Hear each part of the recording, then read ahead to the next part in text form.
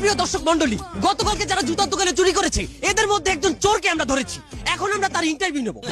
এই যে ভাই, আপনি চুরির মতো একটা নিকৃষ্ট কাজ করেছেন, আপনি তো একটা চোর। আর মিয়া খালি চোরই দেখলেন, চোরের দুঃখটা আপনারা দেখলেন না। আপনার আবার কিসের দুঃখ?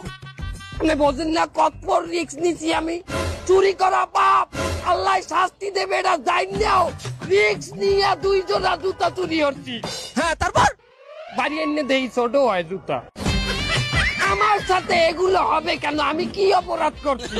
আমি তো কোনো কুলি পাইলাম না, এগুলো পাইলাম না, ওগুলো পাইলাম না। আপনার জন্য আরো একটি দুঃসংবাদ আছে।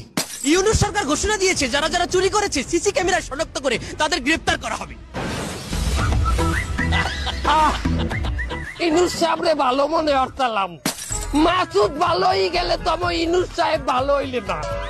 আমি একটা চোর, 2 জোড়া জুতা চুরি হচ্ছি, আমারে ধরবে সিসি ক্যামেরা দিয়া।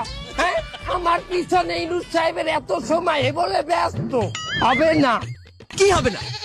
ইনুস সাহেবরে দিয়া হবে না, এ জাতির নির্বাচন চায়।